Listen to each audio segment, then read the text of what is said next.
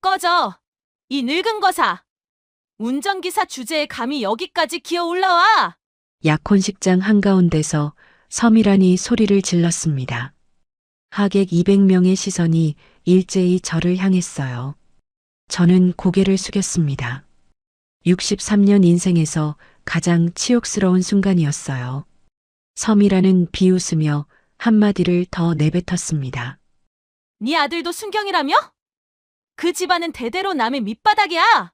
썩 꺼져! 그때였습니다. 식장 정문이 벌컥 열렸어요. 구두 소리가 울렸습니다. 하나, 둘, 셋, 12. 검은 조끼를 입은 수사관 12명이 일렬로 들어섰습니다. 그 선두에 선 사내가 입을 열었어요. 서미란 씨, 식장이 얼어붙었습니다. 특정경제범죄 가중처벌 등에 관한 법률 위반 혐의로 체포합니다. 서미란의 얼굴이 하얗게 질렸어요. 누구세요? 그 사내가 천천히 저를 가리켰습니다. 경찰청 지능범죄수사대 경정 박도연입니다. 그리고 저분이 제 아버지십니다. 서미란의 다리에서 힘이 빠졌습니다. 하얀 웨딩드레스 자락이 바닥에 퍼지면서 그 여자는 무릎을 꿇었어요. 순경인 줄 알았는데! 하객 200명이 숨을 죽인 그 순간 저는 난생 처음으로 고개를 들었습니다. 이 이야기는 1년 전으로 거슬러 올라갑니다. 이야기 시작 전 구독과 좋아요 부탁드려요. 어디에서 듣고 계신지 댓글로 적어주시면 그쪽을 향해 복 받으시길 기도드리겠습니다. 새벽 5시. 저는 오늘도 어김없이 눈이 떠졌습니다. 알람이 울리기 전이었어요. 40년을 그렇게 살다 보니까 몸이 먼저 알더라고요. 오늘이 무슨 요일인지, 몇 시에 출발해야 하는지, 차에 기름이 얼마나 남았는지, 생각보다 몸이 먼저 움직였습니다. 세수를 하고 면도를 하고 다림질해 둔 셔츠를 꺼내 입었어요. 짙은 남색 수트, 40년째 같은 색깔입니다. 회장님이 처음 저를 채용하시던 날 종달아 운전기사는 깔끔해야 해. 차도 사람도 그렇게 말씀하셨거든요. 그날부터 저는 단 하루도 구겨진 셔츠를 입고 출근한 적이 없었습니다. 강태수 회장님, 자수성가로 500억 그룹을 일구신 분이에요. 맨주먹으로 시작하셔서 건설, 유통, 호텔까지 손대지 않은 곳이 없었습니다. 재계에서는 독종이라고 불렸지만 저한테는 달랐어요. 종달아, 밥 먹었어? 40년 동안 그분이 저한테 가장 많이 하신 말이 그거였습니다. 밥 먹었냐고, 춥지 않냐고, 허리는 괜찮냐고. 저는 운전기사였어요. 그 이상도 그 이하도 아니었습니다. 그런데 회장님은 저를 한 번도 아랫사람 취급하신 적이 없었어요. 차 안에서 둘이 있을 때면 세상 돌아가는 이야기도 하시고 가끔은 야, 종달아. 나 오늘 좀 피곤하다. 조용히 좀 가자. 하시면서 뒷좌석에서 코를 골기도 하셨습니다. 그게 40년이었어요. 저는 매일 새벽 5시 반에 회장님 댁 차고에 도착해서 검은 세단의 보닛을 열고 엔진 오일을 확인하고 타이어 공기압을 체크하고 실내를 걸레로 닦았습니다. 뒷좌석 가죽 시트에 주름 하나 없게 에어컨 필터도 2달에 한 번씩 교체했어요. 회장님이 시킨 적은 한 번도 없었습니다. 제가 알아서 한 거예요. 왜냐면요. 이 차는 회장님의 또 다른 방이었거든요. 하루에 서너 시간을 이 안에서 보내시는데 먼지 하나, 냄새 하나 신경 쓰이시면 안 되니까요. 그런데 올해 초 좀 큰 변화가 생겼습니다. 회장님이 저를 부르셨어요. 서재에서였습니다. 종달아 앉아봐. 회장님이 소파를 가리키셨어요. 보통은 서서 보고를 받으시는 분이 소파에 앉으라고 하신 거는 처음이었습니다. 코끝이 찡했어요. 무슨 말씀을 하시려는 건지 감이 왔거든요. 내가 부탁이 하나 있어. 회장님이 찻잔을 내려놓으며 말씀하셨습니다. 준혁이 말이야. 회장님의 외아들, 강준혁 상무. 솔직히 말씀드리면 그분은 아버지를 안 닮았습니다. 회장님이 맨주먹의 독종이시라면 준혁 상무님은 온실 속의 화분이었어요. 착하긴 한데 세상 물정을 몰랐습니다. 회사에서도 낙하산이라는 소리를 들었고 본인도 그걸 아는지 모르는지 대책 없이 밟기만 했어요. 그 녀석한테 운전기사가 필요한데 내가 좀 붙어줘. 회장님의 눈이 저를 똑바로 바라보셨습니다. 나야 이제 차 타고 다닐 일이 얼마 없어. 근데 준혁이가 요즘 여기저기 다니는 게 많은데 그 녀석 옆에 믿을 만한 사람이 있어야 돼. 저는 알았습니다. 이게 단순한 업무 변경이 아니라는 걸요. 40년 동안 모신 분이 자기 유일한 아들을 맡기시는 거였어요. 그게 무슨 무게인지 저는 뼈로 알았습니다. 네, 회장님. 제가 잘 모시겠습니다. 고개를 숙여 인사를 드렸어요. 회장님이 아무 말 없이 제 어깨를 한번 두드리셨습니다. 그게 그분의 방식이었어요. 말보다 손이 먼저인 사람. 그렇게 저는 준혁 상무님의 전담 운전기사가 되었습니다. 처음 며칠은 괜찮았어요. 준혁 상무님은 아버지처럼 과묵하진 않았지만 나름 예의가 있었습니다. 박 기사님, 오늘 수고하셨어요. 정도는 해주셨거든요. 문제는 그 옆에 있는 사람이었습니다. 일주일쯤 지났을 때 준혁 상무님이 전화를 하셨어요. 박 기사님, 오늘 청담동 좀 가야 하는데 한 명 더 탈 거예요. 그날 오후 조수석 뒤 문이 열리면서 한 여자가 탔습니다. 서미란, 29. 준혁 상무님의 약혼녀. 첫인상이요? 솔직히 말하면 눈이 부셨습니다. 긴 검은 머리카락이 어깨를 넘겼고 도자기 같은 피부에 크고 또렷한 눈. 크림색 실크 블라우스에 검은 펜슬 스커트. 영화에서나 볼 법한 사람이었어요. 그런데요. 그 여자는 차에 타면서 저를 한 번도 안 봤습니다. 눈도 안 마주쳤어요. 마치 운전석에 사람이 아니라 기계가 앉아 있는 것처럼. 기사 아저씨, 청담동 갤러리아. 빨리요. 그게 첫 마디였습니다. 아저씨가 아니라 기사 아저씨. 거기에 빨리요가 붙었어요. 톤이 그랬습니다. 명령이었어요. 부탁이 아니라. 저는 백미러로 뒷좌석을 힐끗 봤습니다. 준혁 상무님은 서미란의 손을 잡고 싱글벙글 웃고 계셨어요. 완전히 빠져 있었습니다. 콩깍지가 씌어도 단단히 씌인 얼굴이었어요. 그날 저녁 갤러리아 앞에서 두 사람을 기다리는 동안 차 안에서 생각했습니다. 뭐라고 딱 꼬집어 말할 수는 없었어요. 그런데 40년 동안 수백 명의 사람을 태워본 감이라는 게 있거든요. 사람이 차에 타는 방식, 문을 닫는 힘, 첫마디의 톤. 그걸로 그 사람이 어떤 사람인지 대략 알 수 있었습니다. 서미란이라는 여자. 뭔가 이상했어요. 눈이 웃지 않았습니다. 입은 웃고 있었는데 준혁 상무님을 바라보는 눈이 웃지 않았어요. 제가 40년 동안 본 진심 어린 눈과 그 눈은 달랐습니다. 회장님이 아들을 바라보실 때의 그 눈, 아내분이 회장님을 걱정하실 때의 그 눈, 그런 게 없었어요. 그리고 그날 한 가지를 더 봤습니다. 갤러리아에서 돌아오는 길이었어요. 준혁 상무님이 전화를 받느라 창밖을 보고 계셨습니다. 서미라는 준혁 상무님 옆에 앉아 있었는데 슬쩍 정말 자연스럽게 준혁 상무님의 안쪽 주머니에서 뭔가를 꺼냈어요. 법인카드였습니다. 백미러로 봤습니다. 분명히 봤어요. 서미라는 법인카드를 자기 핸드백에 넣고 아무 일도 없었다는 듯이 준혁 상무님의 팔에 제 머리를 기댔습니다. 준혁 상무님은 전화통화에 정신이 팔려서 아무것도 모르셨어요. 심장이 덜컥했습니다. 저는 핸들을 잡은 손에 힘을 줬어요. 아무 말도 하지 않았습니다.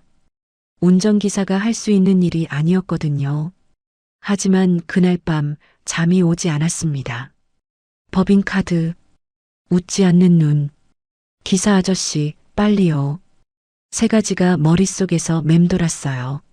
40년 동안 회장님을 모시면서 좋은 사람과 나쁜 사람을 많이 봤습니다.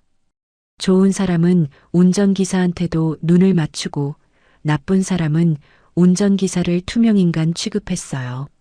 섬이라는 투명인간 취급이 아니었습니다. 저를 벌레 취급했어요. 그리고 벌레를 취급하는 사람은 벌레가 뭘 보는지 신경 쓰지 않습니다. 그게 그 여자의 실수였어요. 한 달이 지나면서 섬이란의 진짜 얼굴이 드러나기 시작했습니다. 처음엔 무시였어요. 차에 타도 인사를 안 하고 내릴 때도 고맙다는 말이 없고 그 정도는 참을 수 있었습니다. 40년 동안 별의별 사람을 다 태워봤으니까요. 무시 정도는 이가 없는 바람이었어요. 그런데 한 달이 넘어가면서 바람이 칼로 바뀌었습니다. 기사 아저씨, 운전이나 똑바로 해요. 강남 사거리에서 신호를 한번 놓쳤을 뿐이었어요. 앞차가 급정거를 해서 어쩔 수 없이 멈춘 건데 섬이라는 뒷좌석에서 혀를 찼습니다. 즉, 반응이 느려. 나이가 나이니까 그런가. 준혁 상무님이 옆에서 야, 그러지 마. 박 기사님 베테랑이야. 하고 말리셨어요. 그때까지는요. 준혁 상무님은 아직 사람이었습니다. 그런데 섬이란이라는 여자는 물을 들이는데 천재였어요. 한 달 반쯤 지나니까 준혁 상무님도 변하기 시작했습니다. 섬이란이 저를 무시할 때 말리는 대신 웃기 시작했어요. 처음엔 민망한 웃음이었는데 나중엔 동조하는 웃음이 됐습니다. 미란아, 그래도 박 기사님 오래 하신 분이잖아. 오래 한 게 뭐 대단해? 오래 하면 다 잘하는 거야? 섬이란이 그렇게 받아치면 준혁 상무님은 할 말을 잃고 헤헤 웃었어요. 그 웃음이 저한테는 섬이란의 욕보다 더 아팠습니다. 회장님이 40년을 신뢰하신 자리인데 그 아들이 저를 두고 헤헤 웃고 있으니까요. 2달째 되던 날이었습니다. 섬이란이 차 안에서 대놓고 준혁 상무님한테 말했어요. 저는 운전석에 앉아 있었습니다. 바로 앞에 여보, 기사 좀 바꾸면 안 돼? 느려 터지고 차도 낡은 냄새 나고 젊은 사람으로 바꿔? 코끝이 찡했습니다. 낡은 냄새. 저한테서 낡은 냄새가 난다고요. 매일 새벽에 면도를 하고 셔츠를 다리고 구두를 닦고 나오는데 40년 동안 단 하루도 안 빠지고요. 준혁 상무님이 뭐라고 했는지 아세요? 아버지가 붙여준 사람이라서 말리는 것도 아니고 동의하는 것도 아니고 그냥 아버지 핑계를 대면서 넘어갔어요. 섬이라는 입꼬리를 올리며 창밖을 봤습니다. 그 표정이요. 백미러로 똑똑히 봤어요. 내가 마음만 먹으면 너 정도는 언제든 자를 수 있어. 그런 표정이었습니다. 저는 핸들을 잡은 손에 힘을 줬어요. 이를 악물었습니다. 아무 말도 하지 않았어요. 운전기사는 원래 그런 거라고 스스로를 달랬습니다. 그런데 무시보다 더 무서운 걸 보기 시작한 것도 그 무렵이었습니다. 어느 날 오후 준혁 상무님의 일정이 끝나고 섬이란과 함께 상무실에 올라가셨어요. 저는 지하 주차장에서 대기하고 있었습니다. 1시간쯤 지났을까? 2사람이 내려왔는데 준혁 상무님이 서류 가방을 들고 있었어요.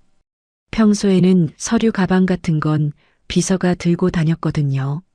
상무님이 직접 들고 나오신 건 처음이었습니다. 차에 타시자마자 섬이란이 말했어요. 여보, 수고했어. 사인만 하면 끝이야. 준혁 상무님이 차 안에서 서류를 꺼내더니 펜을 들었습니다.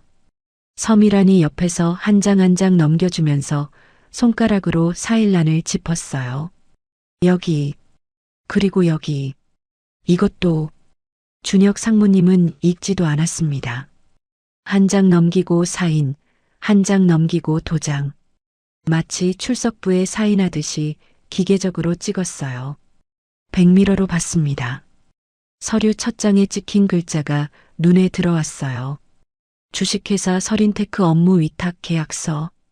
저는 그 회사 이름을 처음 봤습니다. 태수그룹 계열사도 아니고 거래처 목록에서도 본 적이 없는 이름이었어요. 40년 동안 회장님 차에서 수없이 들었던 회사 이름들 그 중에 없는 이름이었거든요.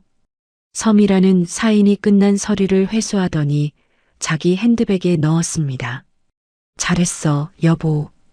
이거 끝나면 우리 여행 가자. 준혁 상무님이 환하게 웃었어요. 어디로? 발리? 몰디브? 섬이란도 웃었습니다. 몰디브 좋지. 두 사람이 여행 이야기를 하는 동안 저는 운전석에서 입술을 깨물고 있었습니다. 법인카드, 모르는 회사 이름, 읽지도 않고 찍는 도장, 퍼즐 조각이 하나씩 모이고 있었어요. 아직 전체 그림은 안 보였지만 이건 뭔가 크게 잘못되고 있다는 건 확실했습니다. 결정적인 건 그 주 금요일이었습니다. 상무실 앞에서 대기하고 있었는데 비서실 직원이 서류 봉투 하나를 차 뒷좌석에 놓고 갔어요. 상무님 퇴근하실 때 드려요. 하고요. 봉투 입구가 열려 있었습니다. 저는 봐서는 안 되는 걸 알았어요. 40년 동안 단 한 번도 회장님의 서류를 들여다본 적이 없었습니다. 그게 운전기사의 도리니까요. 그런데 그날은 손이 먼저 움직였어요. 봉투 안에서 서류 한 장이 반쯤 빠져나와 있었는데 거기에 적힌 내용이 눈에 들어왔습니다. 주식회사 서린테크, 주식회사 미디어피오, 주식회사 란미디어, 세 개의 회사 이름, 전부 처음 보는 이름이었어요. 그리고 그 옆에 적힌 숫자가 금액이 심장을 멈추게 했습니다. 억 단위였어요. 수십억씩 세 곳에. 저는 서류를 다시 봉투에 넣고 원래대로 뒷좌석에 올려놓았습니다. 손이 떨렸어요. 핸들을 잡아도 떨림이 멈추지 않았습니다. 그날 밤 저는 아들한테 전화를 했습니다. 도연이, 제 유일한 아들이에요. 어릴 때 공부를 잘하더니 경찰대를 나와서 지금은 경찰에서 일하고 있습니다. 재벌가 식구들은 운전기사 아들이 순경이래 하고 수군거렸어요. 저도 굳이 바로잡지 않았습니다. 아들이 뭘 하든 그건 아들의 일이니까요. 도연아? 전화를 받자마자 도연이가 물었어요. 아버지, 무슨 일 있으세요? 목소리가 안 좋으세요. 녀석은 어릴 때부터 눈치가 빨랐습니다. 저는 잠시 망설였어요. 이걸 말해야 하나? 40년 동안 충성한 회장님 댁의 일을 아들한테 말해도 되는 건가? 운전기사가 본 걸 운전기사 아들한테 전하는 게 도리에 맞는 건가? 그런데 머릿속에 회장님 얼굴이 떠올랐습니다. 500억을 맨주먹으로 일구신 그분이 눈앞에서 돈을 빼앗기고 계신 거라면, 아들한테 콩깍지가 씌워져서 도장을 찍어대고 있는 거라면, 저는 입을 열었습니다. 도연아, 아버지가 좀 이상한 걸 봤는데, 법인카드 이야기, 모르는 회사 서류 이야기, 섬이라니 사인을 유도하는 장면. 조심스럽게 하나하나 말했어요. 전화기 너머로 도연이가 숨을 참는 게 느껴졌습니다. 한참 동안 침묵이 흘렀어요. 그리고 도연이가 말했습니다. 아버지, 목소리가 달라져 있었어요. 아들의 목소리가 아니라 수사관의 목소리였습니다. 그 여자 섬이라니요. 응, 저희가 이미 수사 중입니다. 심장이 멈추는 줄 알았습니다. 아버지, 섬이란. 본명 김수정. 전과 이범입니다. 도연이의 목소리는 차갑고 정확했습니다. 첫 번째 전과는 7년 전. 부산의 중견기업 회장 아들한테 접근해서 3억을 빼돌렸어요. 두 번째는 4년 전 대전의 병원장한테 접근해서 8억. 둘 다 결혼을 미끼로 접근한 뒤 자금을 빼돌리는 수법이었습니다. 전화기를 잡은 손에서 힘이 빠졌어요. 지금은 이름을 바꿔서 서미란으로 활동 중이고 저희 지능범죄수사대에서 6개월 전부터 추적하고 있었습니다. 6개월 전이면 네. 그 여자가 강준혁 상무한테 접근한 시점부터입니다. 머리가 하얘졌어요. 6개월이면 서미란이 준혁 상무님한테 처음 나타났을 때부터 경찰이 지켜보고 있었다는 뜻이었습니다. 그런데 저만 몰랐던 거예요. 아버지, 도연이가 목소리를 낮췄습니다. 지금 서미란이가 태수그룹에서 빼돌린 금액이 추정 200억입니다. 숨이 멎었어요. 200억. 유령법인 세 곳을 통해서 자금을 우회시키고 있고 해외 페이퍼 컴퍼니 계좌로 최종 이체하는 구조입니다. 강준혁 상무의 인감과 법인카드가 핵심 통로예요. 준혁 상무님이 알고 하는 건가? 아닙니다. 상무는 모르고 있어요. 서류 내용을 이해할 능력도 없고 서미란이 시키는 대로 도장만 찍고 있는 겁니다. 법적으로는 방조에 해당할 수 있지만 의도적 가담은 아닌 것으로 보고 있습니다. 저는 한참 동안 아무 말도 못했어요. 200억이면 태수그룹 전체 자산의 40%였습니다. 회장님이 40년 동안 맨주먹으로 쌓아 올린 것의 거의 반이 그 여자 손에 들어가고 있었던 거예요. 도연아? 네, 아버지. 그래서 아버지한테 왜 말을 안 했어? 전화기 너머로 짧은 침묵이 흘렀습니다. 수사 보안 때문이었습니다. 아버지가 태수그룹 내부에 계시니까 혹시라도 표정이나 행동에서 티가 나면 서미란이 눈치챌 수 있었어요. 그래서 죄송합니다. 목이 메었어요. 아들이 6개월 동안 혼자 이 무게를 지고 있었다는 것. 아버지한테조차 말 못하고 수사를 진행하고 있었다는 것. 그게 마음이 아팠습니다. 아버지, 도연이가 다시 입을 열었어요. 그런데 지금 저한테 결정적으로 부족한 게 하나 있습니다. 뭔데? 내부 증거요. 은행 거래 기록과 유령법인 추정만으로는 서미란의 직접 관여를 100% 입증하기 어렵습니다. 강준혁 상무가 자발적으로 서명한 걸로 빠져나갈 수 있어요. 도연이가 숨을 한번 고르더니 말했습니다. 아버지가 그 안에서 눈과 귀가 되어주셔야 합니다. 심장이 쿵쾅거렸어요.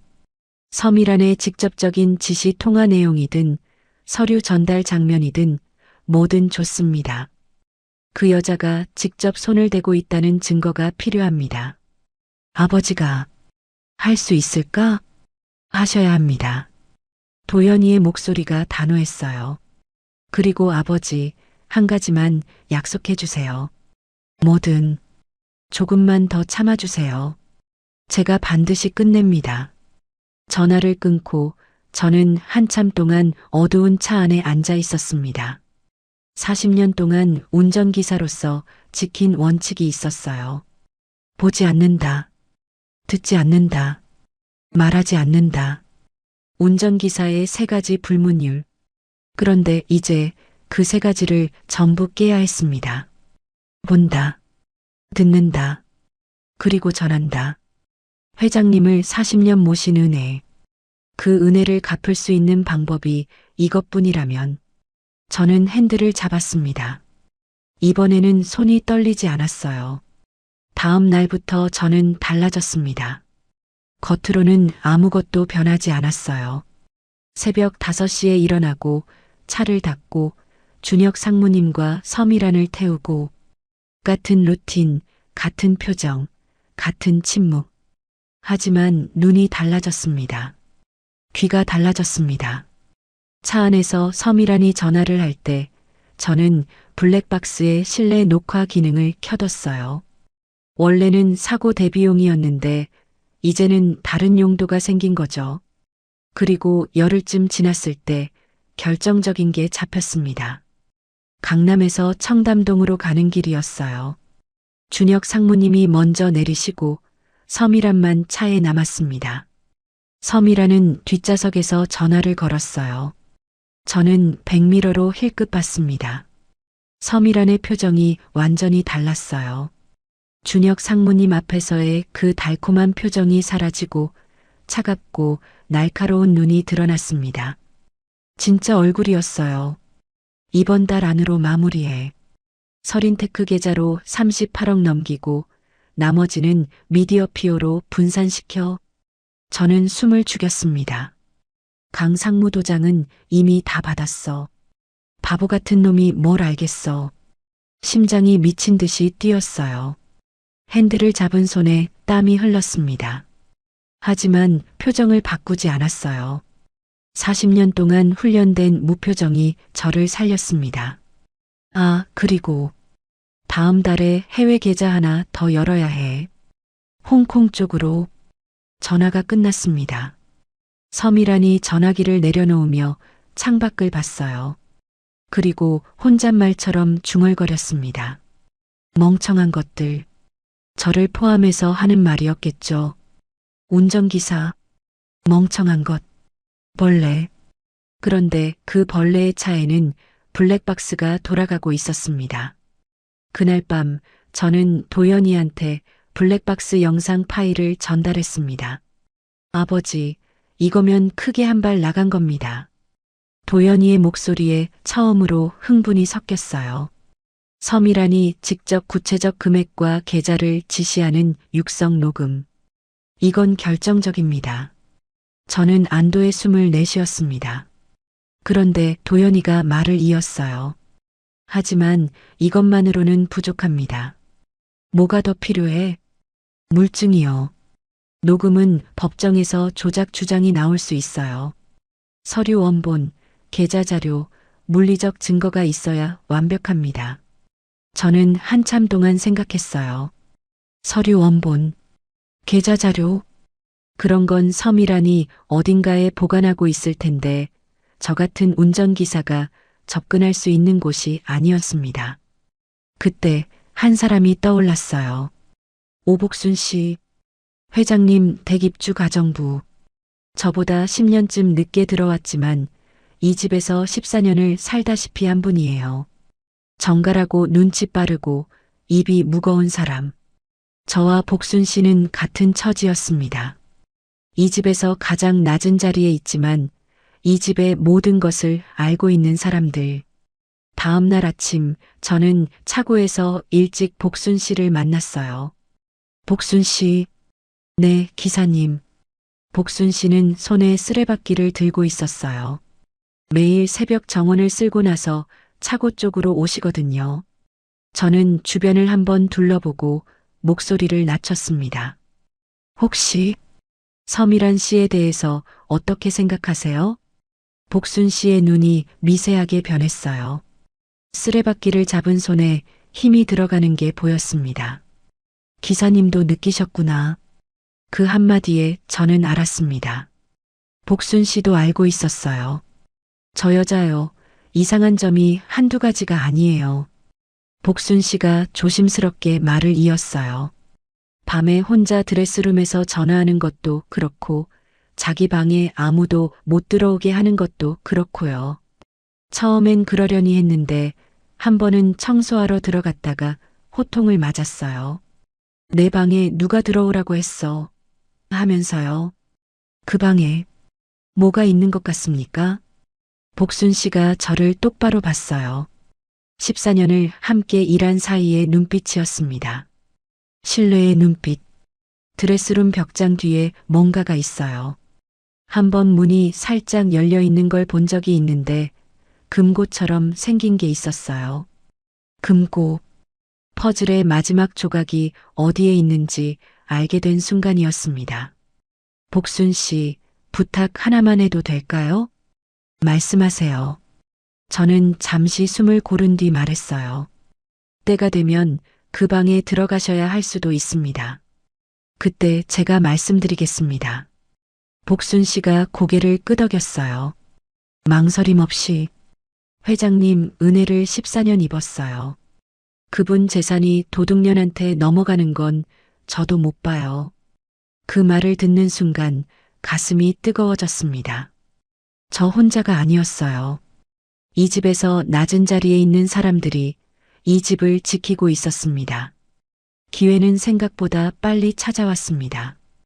그리고 그 기회를 만들어준 건 다름 아닌 섬이란 자신이었어요. 3일 뒤 토요일 오전이었습니다. 저는 차고에서 세단을 닦고 있었고 복순 씨는 1층 거실을 정리하고 있었어요. 준혁 상무님은 골프 약속으로 새벽에 나가셨고 회장님은 서재에서 서류를 보고 계셨습니다. 섬이라는 2층 자기 방에 있었어요. 10시쯤이었을까? 복순 씨한테서 문자가 왔습니다. 기사님, 지금 와보세요. 1층 부엌으로.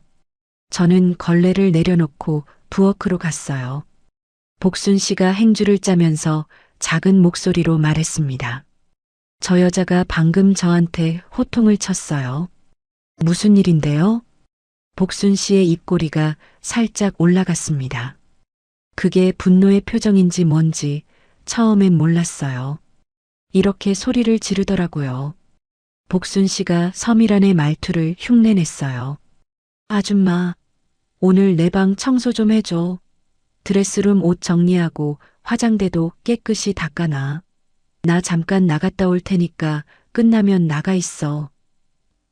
저는 복순 씨를 봤습니다. 복순 씨도 저를 봤어요. 둘의 시선이 마주친 순간 같은 생각을 하고 있다는 걸 알았습니다. 섬이란이 자기 발로 문을 열어준 거였어요.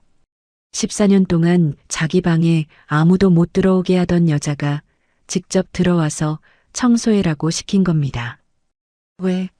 오늘 외출 약속이 있으니까. 방이 지저분하니까. 가정부는 어차피 사람이 아니니까. 사람을 사람으로 안 보는 게 이렇게 무서운 겁니다. 벌레한테는 비밀을 숨기지 않거든요. 복순 씨. 네. 오늘입니다. 복순 씨가 고개를 끄덕였어요. 손에 들린 행주를 내려놓고 앞치마 주름을 한번 펴고 입을 다물었습니다. 단단한 얼굴이었어요. 11시 섬이란이 2층에서 내려왔습니다.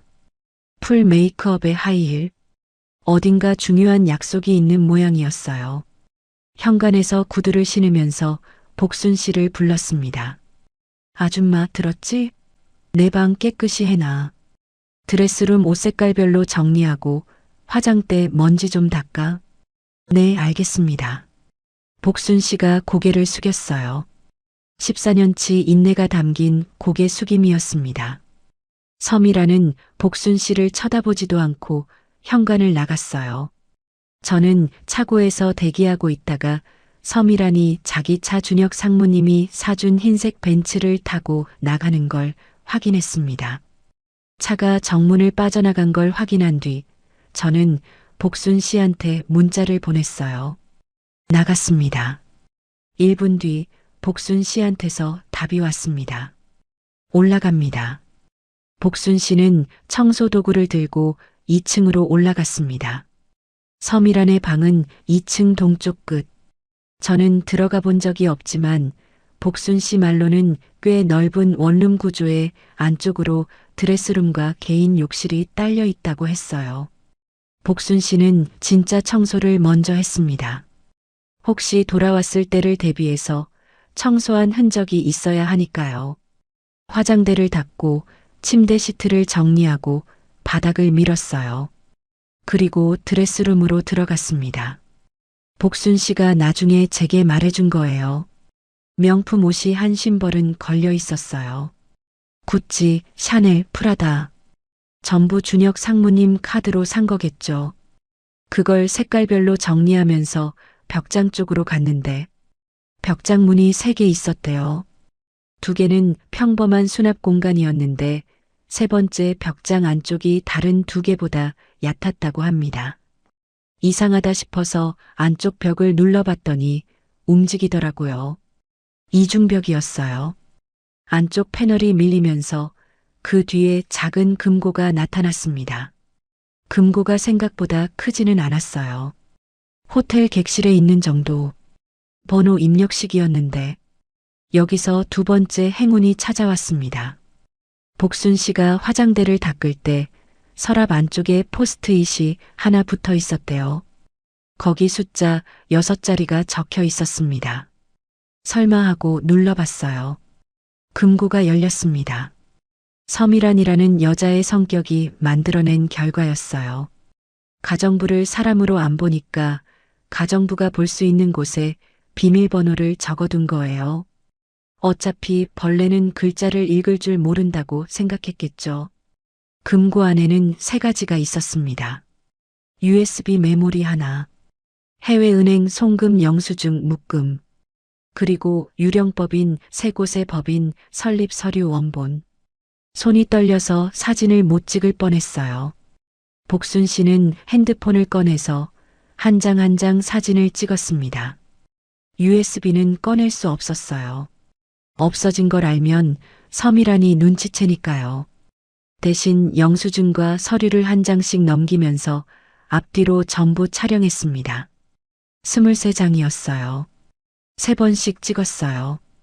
흔들릴까봐. 복순 씨가 금고를 닫고 벽 패널을 원래대로 밀어넣고 벽장문을 닫고 드레스룸을 나왔습니다. 시계를 봤는데 금고 안에 들어간 지 11분이 지나 있었대요. 방 안을 다시 한번 둘러봤습니다. 흔적이 없는지, 먼지 위에 손자국이 남지 않았는지, 화장대 서랍의 포스트잇이 원래 위치에 있는지 전부 확인하고 방을 나왔어요.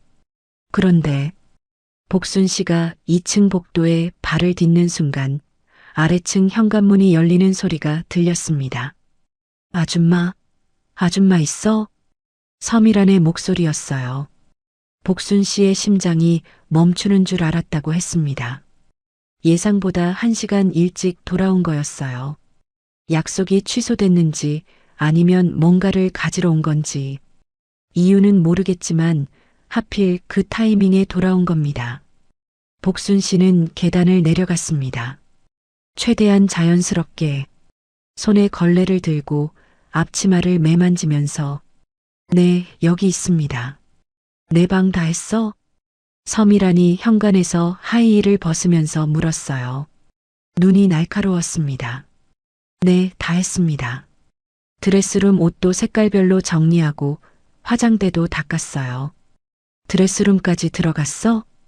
그 순간 공기가 얼어붙었다고 합니다. 서미란의 눈이 가늘어졌어요. 복순 씨를 위아래로 훑어보았습니다. 의심의 눈초리였어요. 네. 옷 정리하라고 하셔서요. 복순 씨는 눈을 피하지 않았습니다. 14년을 버텨온 사람의 담력이었어요. 5초? 길고 긴 5초가 흘렀습니다. 서미란이 고개를 돌렸어요. 됐어. 나가봐.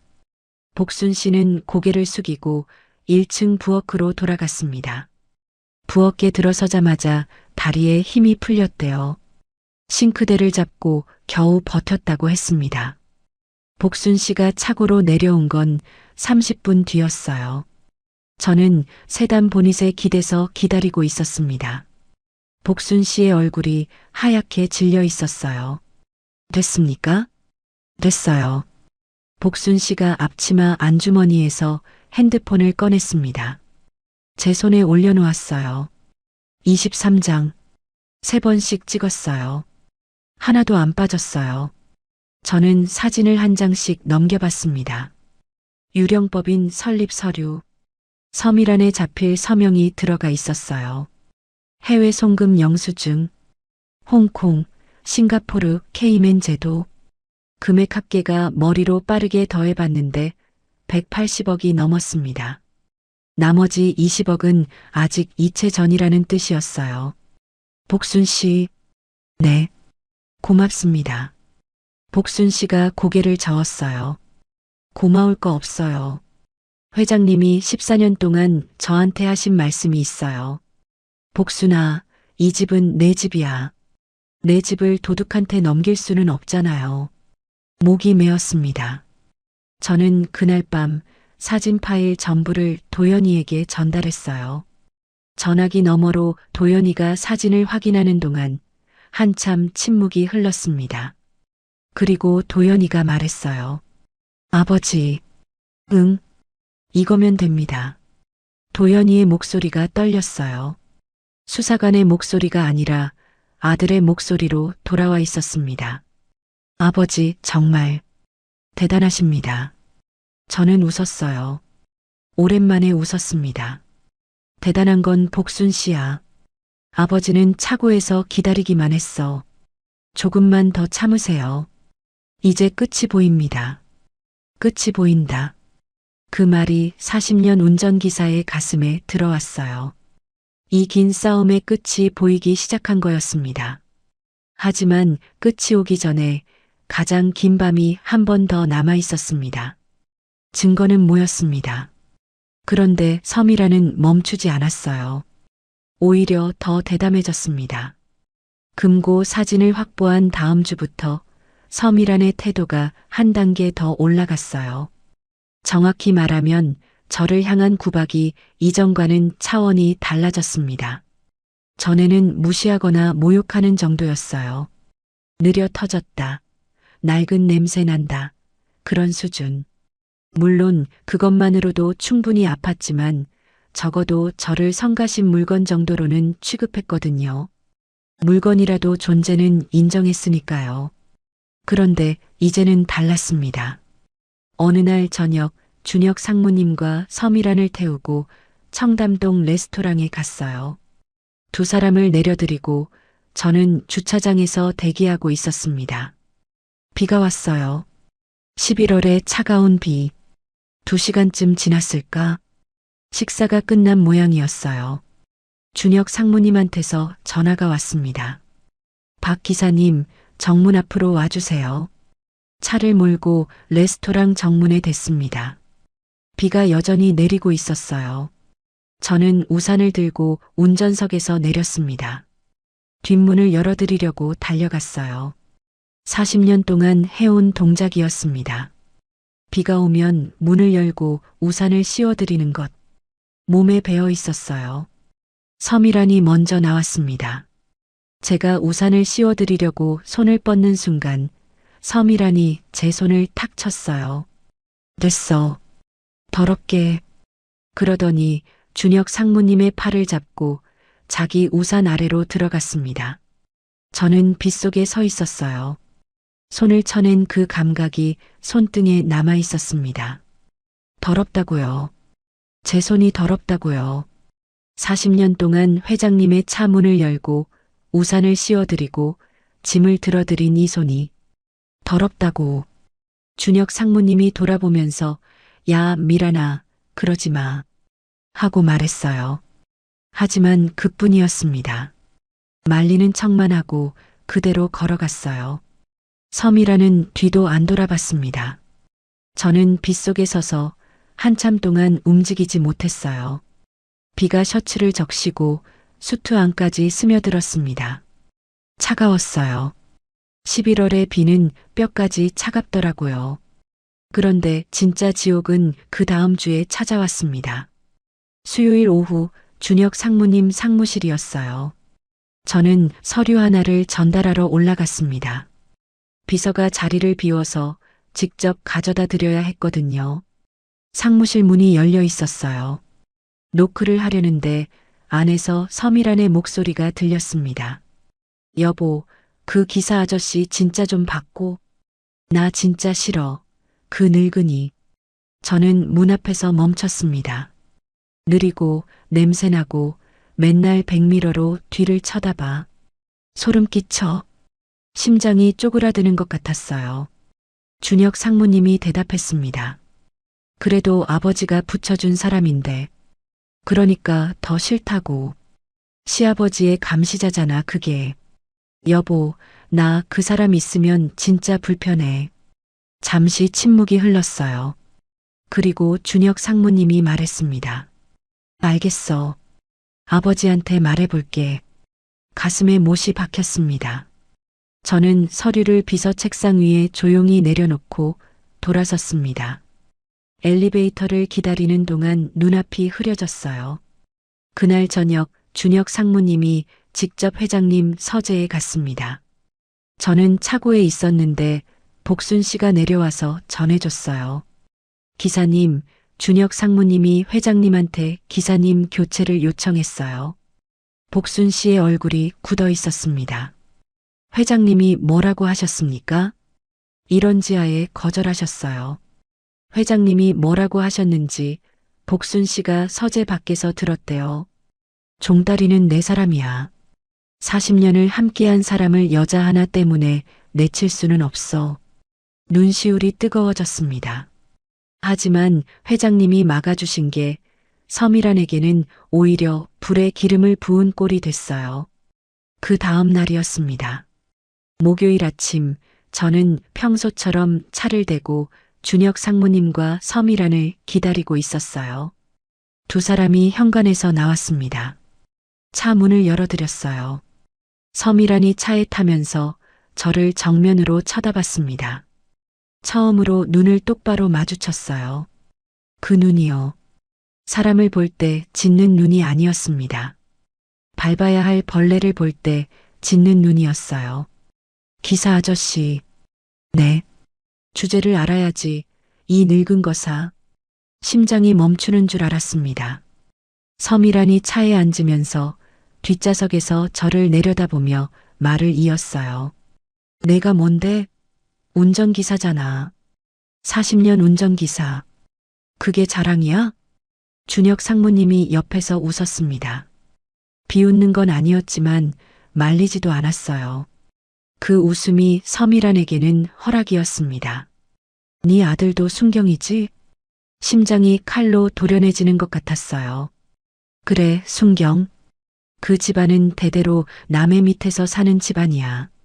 아버지가 운전기사고 아들은 순경이고 참 한결같다, 한결같아. 서미란이 비웃으며 창밖을 봤습니다. 빨리 출발해, 늙은이. 저는 핸들을 잡았습니다. 손이 떨렸어요. 40년 동안 한 번도 떨린 적이 없는 손이었습니다. 회장님 차를 몰고 태풍 속을 달릴 때도 급브레이크를 밟아야 할 때도 이 손은 흔들린 적이 없었어요. 그런데 그날 처음으로 떨렸습니다. 분노가 아니었어요. 수치심이었습니다. 아들까지 끌어들였으니까요. 제가 못나서 욕을 먹는 건 참을 수 있었어요. 40년 동안 참아왔으니까. 하지만 아들까지, 도연이까지, 그건 참을 수 없었습니다. 차를 출발시켰어요. 핸들을 잡은 손이 하얗게 질려 있었습니다. 그날 운전을 어떻게 했는지 기억이 안 나요. 신호를 몇 번 기다렸는지, 어디서 꺾었는지. 기억나는 거라고는 백미러 속에서 서미란이 아무 일도 없다는 듯이 핸드폰을 보고 있었다는 것뿐이었습니다. 그 여자한테는 아침 인사 수준의 한마디였겠죠. 저한테는 63년 인생에서 가장 치욕스러운 순간이었습니다. 저녁 준혁 상무님과 서미란을 내려드린 뒤 저는 차고에 차를 세웠어요. 엔진을 끄고 핸들 위에 이마를 올렸습니다. 그리고 울었습니다. 소리 없이 어깨만 떨면서 63세 남자가 어두운 차고에서 혼자 울었어요. 한참을 그러고 있다가 핸드폰을 꺼냈습니다. 도연이한테 전화를 걸었어요. 도연아? 네, 아버지. 아버지가 좀 힘들다. 전화기 너머로 도연이가 숨을 삼키는 게 느껴졌습니다. 아버지, 죄송합니다. 아니야. 네 잘못이 아니야. 아버지, 들으세요. 도연이의 목소리가 갈라졌어요. 수사관의 목소리가 아니라 아들의 목소리였습니다. 아버지가 당하신 것 한 글자도 빠짐없이 갚겠습니다. 목이 메어서 대답을 못했어요. 영장 나왔습니다. 체포영장, 압수수색영장, 계좌 동결 명령. 전부 다. 심장이 뛰었습니다. 검찰과 공조 완료했고 해외 계좌 동결 절차도 진행 중입니다. 이제 날짜만 잡으면 됩니다. 날짜. 네. 서미란이 가장 빛나는 순간, 가장 많은 사람 앞에서 끝내겠습니다. 저는 눈물을 닦았어요. 도연아? 네. 아버지가 아들 잘 키운 거 맞지? 전화기 너머로 도연이가 웃었습니다. 코를 훌쩍이면서 그럼요. 세상에서 제일 잘 키우셨죠. 전화를 끊고 저는 차고 문을 열고 밤하늘을 올려다봤어요. 별이 보이더라고요. 서울 한복판인데도 별이 몇 개 보였어요. 조금만 더 참으면 됩니다. 그 여자가 가장 빛나는 날. 그날이 그 여자의 마지막 날이 될 겁니다. 영장이 나온 다음 날 도연이가 저를 만나자고 했습니다. 이번에는 전화가 아니었어요. 직접 만나야 한다고. 토요일 오전 저는 평소처럼 차고에서 차를 닦는 척하며 외출했습니다. 도연이가 지정한 곳은 서울 외곽의 작은 카페였어요. 재벌가 사람들이 절대 올 리 없는 허름한 동네 카페. 도연이는 이미 와 있었습니다. 제가 문을 열고 들어가는 순간 도연이의 표정이 달라져 있었어요. 평소의 차분한 수사관 얼굴이 아니었습니다. 눈이 빛나고 있었어요. 사냥꾼이 마지막 올가미를 확인하는 눈이었습니다. 아버지, 앉으세요. 도연이가 테이블 위에 노트북을 펼쳤습니다. 화면에는 도표가 떠 있었어요. 선과 화살표가 복잡하게 얽힌 자금 흐름도. 현재까지 확보된 증거를 정리하겠습니다. 도연이가 하나씩 짚어갔어요. 첫째, 아버지가 확보하신 블랙박스 녹음.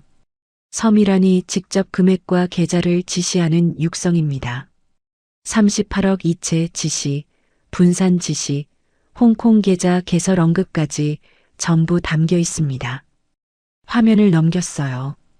둘째, 오복순 씨가 촬영한 금고 내 서류 사진 69장.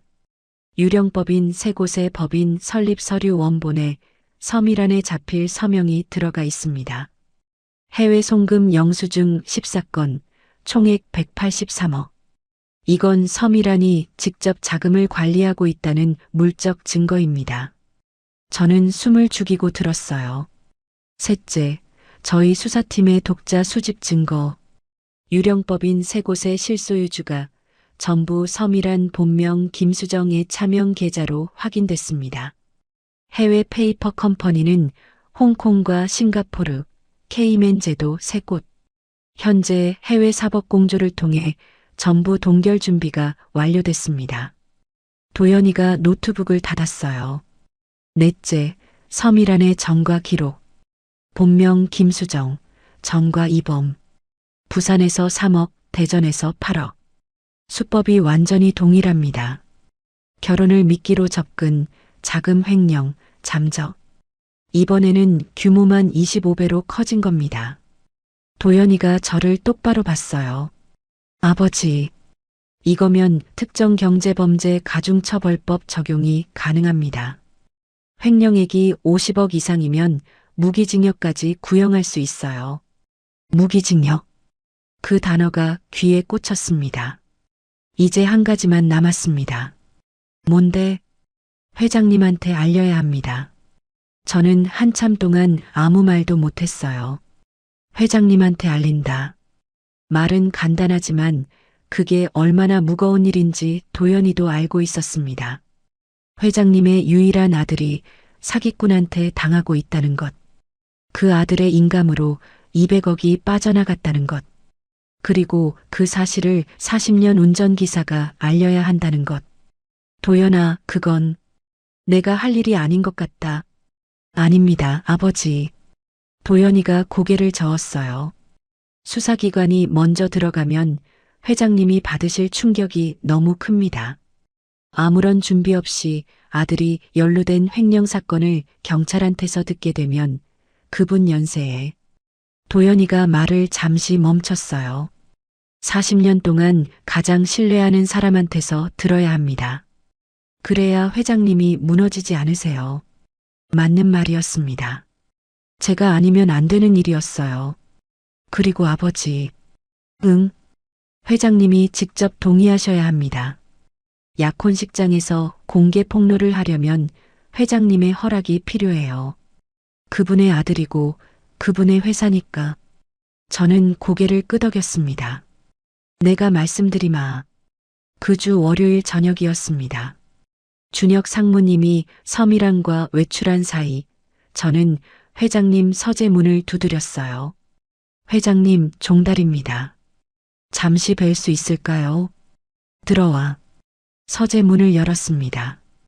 회장님은 책상에 앉아 서류를 보고 계셨어요. 서재 램프의 따뜻한 빛이 은백색 머리를 비추고 있었습니다. 무슨 일이야, 종달아? 앉아. 저는 소파에 앉지 않았어요. 회장님 앞에 서서 고개를 숙였습니다. 회장님, 드릴 말씀이 있습니다. 톤이 달랐으니까요. 40년 동안 저한테서 이런 톤을 들어보신 적이 없으셨을 거예요. 회장님이 안경을 벗고 저를 올려다보셨습니다. 뭐야? 무슨 일이야? 저는 입을 열었습니다. 서미란의 본명이 김수정이라는 것, 전과 이범이라는 것, 유령법인을 통해 200억을 빼돌리고 있다는 것, 준혁 상무님의 인감과 법인카드가 통로가 되고 있다는 것, 그리고 제 아들 도연이가 경찰청 지능범죄수사대 경정으로서 6개월째 이 사건을 수사하고 있다는 것. 하나하나 빠짐없이 말씀드렸습니다. 회장님의 표정이 변해가는 걸 저는 똑똑히 봤어요. 처음엔 못 믿겠다는 얼굴이었습니다. 뭐, 미란이가? 아니, 그럴 리가 없어. 그 다음엔 당황. 200억이라고? 200억? 그 다음엔 분노. 회장님의 손이 책상을 내리쳤어요. 쿵. 찻잔이 흔들렸습니다. 그년이 감히 내 회사에서 그리고 마지막으로 무너짐. 준혁이는 알고 있었나? 모르셨습니다, 회장님. 상무님은 이용당하신 겁니다. 회장님이 의자에 등을 기대셨어요. 고개가 뒤로 젖혀졌습니다. 천장을 보셨어요. 한참 동안 아무 말씀이 없었습니다. 서재의 시계 소리만 들렸어요. 째깍, 째깍, 째깍. 그리고 회장님이 말씀하셨습니다. 천장을 보신 채로. 종달아. 네, 회장님. 너는 40년 동안 이렇게 당하고도 나한테 말 한마디 안 했어? 목이 메었습니다. 회장님 걱정되셔서 그랬습니다. 걱정? 회장님이 고개를 내리셨어요. 저를 봤습니다. 72세의 자수성가한 재벌이 눈이 빨갛게 충혈되어 있었습니다. 종달아, 그 여자가 너한테 뭐라고 했는지 내가 다 알아. 제가 놀라서 회장님을 봤어요. 복순이한테 다 들었어. 더럽다고 손을 쳤다며. 주제를 알라고 했다며. 네 아들까지 끌어들여서 모욕했다며. 복순 씨가 회장님한테 다 말씀드렸던 거였어요. 근데 넌 한 번도 나한테 와서 하소연한 적이 없잖아. 저는 대답하지 못했습니다. 40년이야, 종달아. 40년 동안 내가 나한테 불평 한 번 한 적이 있어? 없습니다. 회장님이 자리에서 일어나셨어요. 천천히 저한테 다가오셨습니다. 그리고 제 어깨를 잡으셨어요. 미안하다. 그 한마디에 40년치 감정이 터질 뻔했습니다. 내가 준혁이를 제대로 못 키워서 내가 이 고생을 했어. 회장님, 내 손으로 끝내겠다. 회장님의 눈이 달라졌어요. 500억을 맨주먹으로 일궈낸 사람의 눈으로 돌아왔습니다. 독종의 눈. 그 약혼식 2주 뒤지? 네, 회장님. 날짜는 그대로 간다. 바꾸지 마. 회장님이 서재 창문을 바라보며 말씀하셨어요. 하객 200명, 재계 인사, 언론. 다 오게 해. 그 여자가 가장 빛나고 싶어하는 자리에서 끝내야 해. 저는 고개를 숙였습니다. 네, 회장님. 종달아. 네. 내 아들한테 전해. 수고했다고. 그리고 회장님이 잠시 말을 멈추셨어요. 내 아들이 순경이 아니라 경정이라는 거 나는 처음부터 알고 있었다. 제가 눈이 커졌어요.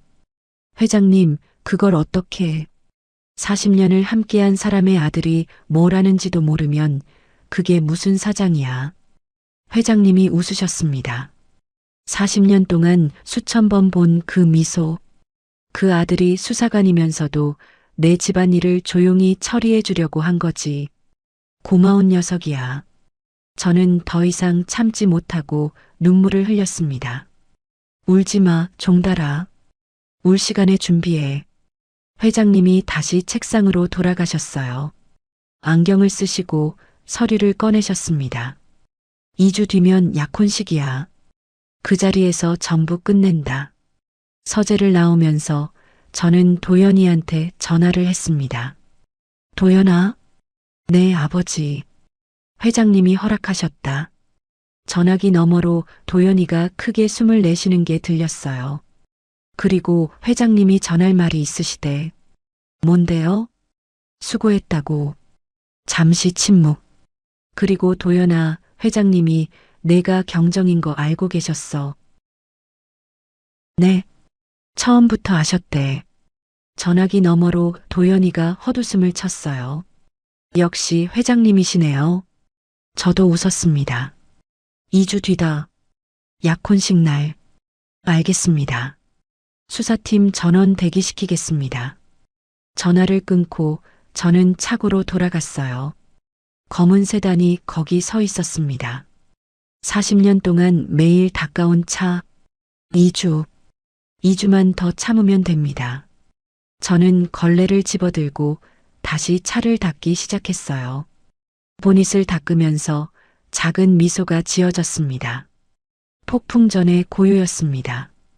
약혼식 당일이 밝았습니다. 12월 첫째 주 토요일, 서울 강남의 최고급 호텔 그랜드 볼룸. 저는 새벽 4시에 일어났어요. 평소보다 1시간 일찍 세수를 하고 면도를 하고 수트를 입었습니다. 40년 동안 입었던 짙은 남색 운전기사 수트. 오늘도 같은 옷이었어요. 하지만 오늘은 기분이 달랐습니다. 손이 떨리지 않았어요. 차고에서 세단을 빼고 회장님 댁 현관에 댔습니다. 회장님이 나오셨어요. 차콜 정장에 실버 넥타이, 은백색 머리를 단정하게 빗어넘기셨습니다. 회장님이 차에 타시면서 저를 보셨어요. 아무 말씀도 안 하셨습니다. 다만 백미러 속에서 회장님이 작게 고개를 끄덕이셨어요. 시작이었습니다. 호텔 로비는 이미 북적거리고 있었어요. 하객 200명, 재계 인사, 국회의원, 금융인, 법조인, 태수그룹의 외아들 약혼식이니까요. 안 오는 게 더 이상한 자리였습니다. 언론사 카메라도 서너 대 들어와 있었어요. 저는 회장님을 모시고 볼룸 뒤쪽에 섰습니다. 운전기사의 자리, 늘 그래왔듯이 가장 뒤에서 가장 낮은 곳에서. 그런데 오늘은 그 자리가 나쁘지 않았어요. 뒤에서야 전체가 보이니까요. 5시 약혼식이 시작됐습니다. 볼룸 정면에 대형 스크린이 설치되어 있었어요. 원래는 축하 영상을 틀기 위한 장비였습니다. 사회자가 마이크를 잡고 축사를 읽었어요. 그리고 신랑, 신부 입장. 준혁 상무님이 먼저 들어왔습니다. 검은 턱시도, 얼굴이 상기되어 있었어요. 긴장과 설렘이 섞인 표정. 서미란한테 속고 있다는 것도 모르는 채 세상에서 가장 행복한 남자의 얼굴이었습니다. 그리고 서미란이 입장했어요. 순백의 웨딩드레스, 긴 베일, 레이스 장갑, 부케를 든 손이 한치의 흐트러짐도 없었습니다. 아름다웠어요. 인정합니다. 그 여자는 완벽한 가면을 쓰고 있었습니다. 서미란이 버진 로드를 걸으면서 객석을 둘러봤어요. 200명의 하객, 재벌과 명사들의 박수, 카메라 플래시. 그때 서미란의 시선이 볼륨 맨 뒤에 서 있는 저를 발견했습니다. 서미란이 저를 봤어요. 그리고 웃었습니다. 입모양으로 말했어요. 소리 없이 아직도 여기 있어? 그 입술의 움직임이 또렷하게 읽혔습니다. 오늘 끝나면 진짜 잘나. 저는 아무 표정도 짓지 않았어요. 40년 동안 연습한 무표정. 하지만 속으로는 말했습니다. 오늘 끝나는 건 맞아요. 다만 끝나는 사람이 달라요. 예식이 진행됐습니다. 주례사, 축사, 성혼 선언, 하객들의 박수, 그리고 프로그램의 마지막 순서. 아버님 축하 영상 상영. 사회자가 안내했어요. 이제 강태수 회장님께서 아드님과 예비 며느리를 위해 특별히 준비하신 축하 영상을 상영하겠습니다. 볼륨의 조명이 어두워졌습니다. 정면 대형 스크린에 불이 들어왔어요. 200명의 하객이 스크린을 바라봤습니다. 첫 화면이 떴어요. 축하 영상이 아니었습니다. 화면에 뜬 것은 유령법인 세 곳의 법인 설립설이었습니다. 서미란에 잡힐 서명이 선명하게 보였어요. 볼륨이 술렁거렸습니다. 다음 화면. 해외 송금 영수증. 홍콩, 싱가포르, 케이맨 제도. 금액이 하나씩 떴어요. 43억, 61억, 38억, 41억, 합계 183억. 웅성거림이 커졌습니다. 다음 화면. 블랙박스 녹음 재생. 서미란의 목소리가 볼륨 전체에 울려 퍼졌습니다. 이번 달 안으로 마무리해. 서린테크 계좌로 38억 넘기고 나머지는 미디어 피오로 분산시켜. 200명이 숨을 멈췄어요. 강 상무도장은 이미 다 받았어. 바보 같은 놈이 뭘 알겠어. 준혁 상무님의 얼굴이 하얗게 질렸습니다. 멍청한 것들. 그 마지막 한마디가 볼륨에 메아리 쳤어요.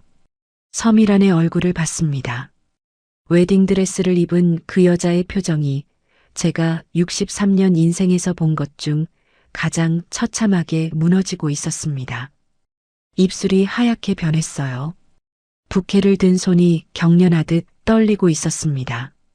눈이 좌우로 미친 듯이 흔들렸어요. 서미란이 소리쳤습니다. 이건 조작이에요. 전부 조작이에요. 볼륨 맨 앞에 앉아 계시던 회장님이 자리에서 일어나셨습니다. 천천히 72세의 몸이 곧게 섰습니다. 회장님이 마이크를 잡으셨어요. 조작이 아니다. 200명이 회장님을 봤습니다. 서미란, 본명 김수정, 전과 이범, 부산에서 3억, 대전에서 8억을 횡령한 전과가 있고 내 회사에서 200억을 빼돌렸다. 볼륨이 폭발했습니다. 웅성거림, 탄식, 누군가의 비명. 회장님의 목소리는 흔들리지 않았어요. 이 자리에서 전부 밝힌다. 그 순간 볼륨 양쪽 문이 동시에 열렸습니다. 검은 수트를 입은 수사관 12명이 양쪽에서 들어왔어요. 대열의 맨 앞에 선 사람. 박도현. 짙은 차콜 수트. 가슴에 수사관 배지. 왼손에 영장. 도연이가 버진 로드를 걸어왔습니다.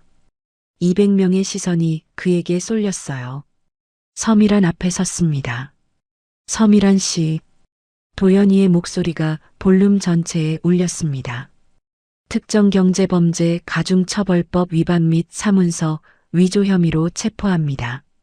서미란이 한 발 뒤로 물러났어요. 누구세요? 도연이가 배지를 들어 올렸습니다. 경찰청 지능범죄수사대 경정 박도연입니다. 서미란의 눈이 커졌어요. 도연이가 고개를 돌려 볼륨 맨 뒤에 서 있는 저를 봤습니다. 그리고 200명의 하객 앞에서 말했어요. 그리고 저기 서 계신 분이 제 아버지십니다. 볼륨이 멈췄습니다. 200명의 시선이 맨 뒤에 서 있는 저를 향했어요. 짙은 남색 운전기사 수트. 40년 동안의 자리. 가장 낮은 곳. 서미란이 저를 봤습니다. 입이 벌어졌어요. 눈이 흔들렸어요. 떨리는 목소리로 중얼거렸습니다. 순경인 줄 알았는데. 서미란의 다리에서 힘이 빠졌습니다. 웨딩드레스가 바닥에 퍼지면서 서미란이 무릎을 꿇었어요. 부케가 바닥에 떨어졌습니다. 꽃잎이 흩어졌어요. 수사관 2명이 다가가 서미란의 양팔을 잡았습니다. 서미란은 저항하지 못했어요. 다리에 힘이 없었으니까요. 끌려가다시피 볼륨을 나갔습니다. 서미란이 빠져나간 뒤 볼륨에 정적이 내렸습니다. 준혁 상무님이 제단 위에 서 있었어요. 하얗게 질린 얼굴, 턱시도가 구겨져 있었습니다. 두 손이 부들부들 떨리고 있었어요. 준혁 상무님이 천천히 걸어왔습니다. 회장님 앞에 섰어요. 그리고 무릎을 꿇었습니다. 아버지, 죄송합니다. 회장님은 한참 동안 아들을 내려다보셨어요. 그리고 아들의 어깨를 잡으셨습니다. 일어나. 아버지, 일어나라고 했다. 준혁 상무님이 비틀거리며 일어났습니다. 회장님이 아들을 안으셨어요. 200명 앞에서, 카메라 앞에서 내가 바보인 건 안다. 하지만 내가 내 아들인 것도 안다. 준혁 상무님이 아버지의 품에서 울었습니다. 그 모든 것이 끝나고 하객들이 웅성거리며 빠져나가고 카메라가 철수하고 볼륨이 텅 비어가는 사이 회장님이 저한테 걸어오셨습니다. 텅 빈 볼륨. 바닥에 서미란의 부케 꽃잎이 흩어져 있었어요. 회장님이 제 앞에 서셨습니다. 종달아. 네, 회장님. 40년 동안. 회장님의 목소리가 갈라졌어요. 고마웠다. 저는 고개를 숙였습니다. 그리고 고개를 들었어요. 40년 동안 한 번도 먼저 고개를 든 적이 없었습니다. 운전기사는 고개를 숙이는 사람이니까요. 하지만 오늘은 들었습니다. 저도 감사합니다, 회장님. 회장님이 웃으셨어요. 눈가에 눈물이 맺혀 있었습니다. 가자. 집에 가자. 네, 회장님. 제가 모시겠습니다. 저는 돌아서서 볼륨을 나갔습니다. 발걸음이 가벼웠어요. 40년 만에 처음으로 가벼웠습니다. 6개월이 지났습니다. 서미란 본명 김수정 은 징역 12년을 선고받았어요. 특정경제범죄 가중처벌법 위반, 사문서 위조, 사기. 재판은 3개월 만에 끝났습니다. 증거가 너무 확실했거든요. 블랙박스 녹음, 금고, 서류사진 69장, 유령법인 추적 기록, 해외 계좌 동결 자료. 서미란 측 변호사가 할 수 있는 게 아무것도 없었어요. 판결문의 마지막 줄이 기억납니다. 피고인은 타인의 신뢰를 이용하여 조직적으로 자금을 횡령하였으며 반성의 기미가 없는 점을 고려하여 엄벌에 처한다. 횡령된 200억은 전액 회수됐습니다. 해외 계좌가 사전에 동결되어 있었고 유령법인 3곳의 자산도 전부 압류됐어요. 도연인의 수사팀과 검찰의 국제공조가 완벽하게 맞아떨어진 겁니다. 회장님 회사로 한 푼도 빠짐없이 돌아왔어요. 준혁 상무님은 상무직에서 물러나셨습니다. 회장님이 시키신 게 아니에요. 준혁 상무님이 직접 사표를 내셨습니다. 그리고 태수그룹 물류창고의 말단 직원으로 들어가셨어요. 아버지, 처음부터 다시 배우겠습니다. 회장님은 아무 말씀 없이 고개만 끄덕이셨어요. 하지만 복순 씨가 나중에 말해줬습니다. 그날 밤 회장님이 서재에서 혼자 우셨다고. 아들이 드디어 철이 들었으니까요. 도연이는 경감으로 특진했습니다. 200억 규모의 횡령 사건을 단독 지휘해서 전액 회수. 경찰청에서 표창을 받았어요. 뉴스에도 나왔습니다. 제가 텔레비전에서 도연이 얼굴을 봤을 때 코끝이 찡했어요. 운전기사의 아들이 아니라 대한민국 경찰의 자랑이었습니다. 복순 씨는 회장님한테서 퇴직금과 별도로 특별 감사금을 받으셨어요. 복순 씨는 사양하셨는데 회장님이 이러셨대요. 복순아, 내가 아니었으면 내 회사가 날아갔어. 이건 감사가 아니라 빚 갚는 거야. 복순 씨는 그 돈으로 딸 학자금 대출을 전부 갚으셨다고 했습니다. 그리고 저한테도 변화가 찾아왔어요. 어느 날 회장님이 저를 서재로 부르셨습니다. 종달아 앉아. 이번에는 소파에 앉았습니다. 회장님이 시키셨으니까요. 너한테 줄 게 있다. 회장님이 서류 봉투 하나를 내미셨어요. 열어봤습니다. 강남구 아파트 등기권리증이었어요. 회장님, 이건 32평이야. 역삼동. 내 이름으로 해놨다. 회장님, 이건 너무 과합니다. 과하긴. 40년 정인데 이것도 부족해. 저는 봉투를 내려놓으려 했어요. 진심으로 사양하려고 했습니다. 받아. 회장님의 목소리가 단호했어요. 종달아, 이건 월급이 아니야. 이건 40년치 고마움이야. 목이 메어서 아무 말도 못했습니다. 그리고 하나 더 있다. 회장님이 주머니에서 자동차 키를 꺼내셨어요. 검은색 키. 차고에 가봐. 저는 서재를 나와 차고로 내려갔습니다. 차고 한쪽에 검은색 세단이 한 대 서 있었어요. 새 차. 광택이 번쩍거렸습니다. 앞유리에 작은 카드가 꽂혀 있었어요. 종달에게. 이제 내 차다. 태수. 저는 한참 동안 그 차 앞에 서 있었어요. 40년 동안 남의 차를 몰았습니다. 한 번도 내 차를 가져본 적이 없었어요. 운전석 문을 열었습니다. 앉았어요. 새 차 냄새가 났습니다. 핸들을 잡았어요. 40년 동안 수만 번 잡아온 핸들인데 이번에는 느낌이 달랐어요. 이건 내 핸들이었습니다. 눈물이 났어요. 또 63세 남자가 참 많이도 울었습니다. 이 이야기에서 봄이 왔어요. 4월의 어느 일요일 회장님과 저는 남산 둘레길을 걸었습니다. 나란히. 40년 동안 저는 회장님보다 세 걸음 뒤에서 걸었어요. 운전기사의 자리니까요. 앞서 걸으면 안 됩니다. 하지만 오늘은 회장님이 제 팔을 잡으셨어요. 옆에 와. 뒤에 서지 마. 나란히 걸었습니다. 벚꽃이 날리고 있었어요. 바람이 불 때마다 분홍빛 꽃잎이 어깨 위로 내려앉았습니다. 종달아. 네, 회장님. 내년에 같이 제주도 가자. 네, 제가 모시겠습니다. 회장님이 웃으셨어요. 이번엔 내가 조수석에 앉아. 저는 발을 멈췄습니다.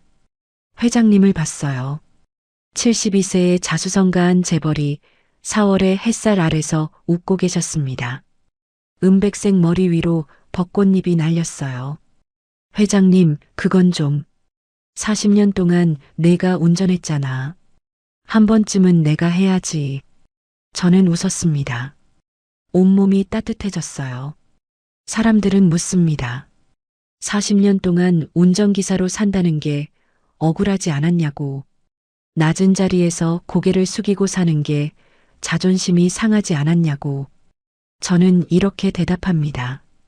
자리가 낮다고 사람이 낮은 건 아니에요. 고개를 숙인다고 마음까지 숙이는 건 아닙니다. 40년 동안 저는 한 사람을 지켰어요. 그리고 그 사람도 저를 지켜줬습니다. 섬이랑 같은 사람은 세상에 또 있을 겁니다. 사람을 벌레 취급하고 사람의 진심을 밟고 사람의 자리를 빼앗으려는 사람들.